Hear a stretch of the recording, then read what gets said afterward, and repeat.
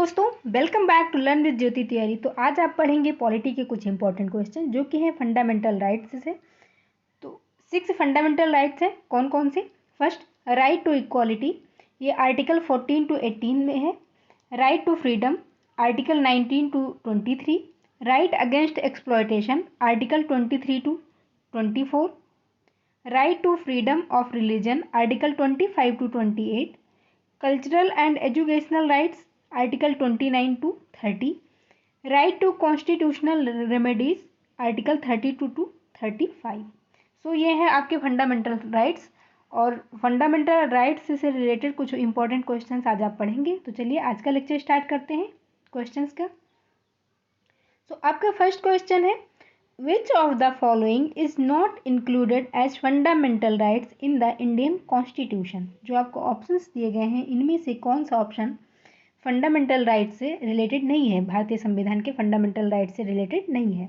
सो options हैं आपके, right to freedom to speech, right to equality before law, right to constitutional remedies, फिर right to equal wage for equal work. So इसका right answer क्या हो जाएगा? Is not included नहीं है, तो यही है option D, right to equal wage for equal work. So D is correct. अगला क्वेश्चन, सिविल इक्वालिटी इम्प्लाइज, इसके ऑप्शंस हैं equality before law, equality of opportunity, equal distribution of wealth, equal right to participate in the affairs of the state. तो इसका correct answer क्या है? इसका correct answer है equality before law, option A is correct. अगला question,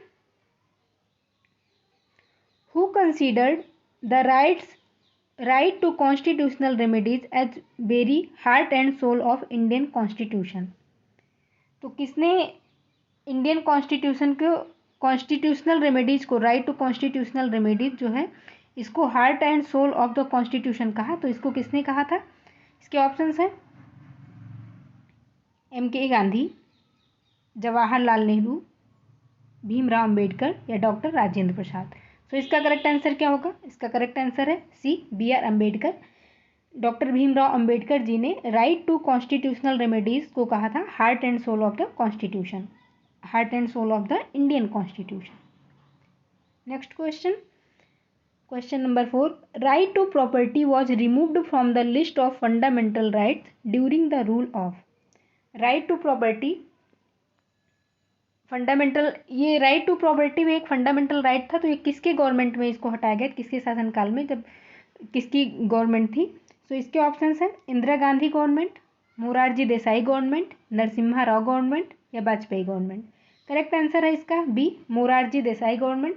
जब Morarji Desai PM थे India के, उस टाइम पे right to property fundamental right को हटाया गया था, 44th अमेंडमेंट एक्ट ऑफ 1978। तो इसका करेक्ट आंसर है मोरारजी देसाई गवर्नमेंट। अगला question, political right does not include which of the following. इनमें से पॉलिटिकल राइट में क्या इंक्लूड नहीं है? राइट टू वोट, सही है।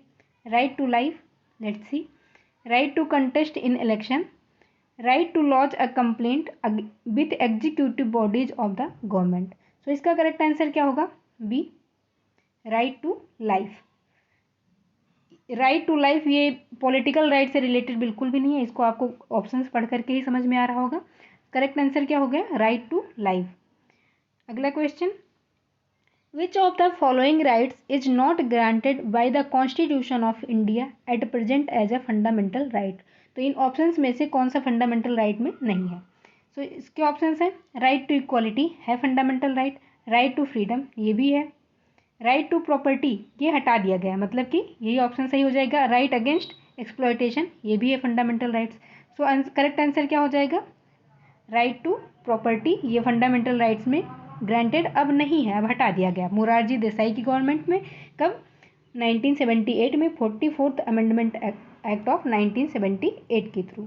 सो अगला question, which part of Indian constitution deals with fundamental rights. तो भारतीय संविधान के किस पार्ट में फंडामेंटल राइट्स के बारे में वर्णन है या लिखित है? सो इसके ऑप्शन है पार्ट 1, पार्ट 2, पार्ट 3 या पार्ट 4। तो इसका करेक्ट आंसर क्या हो जाएगा? पार्ट 3। थर्ड पार्ट में फंडामेंटल राइट्स के बारे में वर्णन है। Question number 8, right to education act 2002 was introduced to help which of the following group of society। इसके ऑप्शंस है children of the age of 6 to 14 years, college going teenagers, all adults who could not get formal education, those who are interested in technical education, female students studying senior secondary school।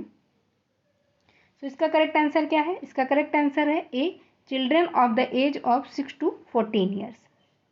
Right to Education Act 2002 was introduced to help children of age of 6 to 14 years। Next question, freedom of press in India is। तो press के लिए क्या freedom है?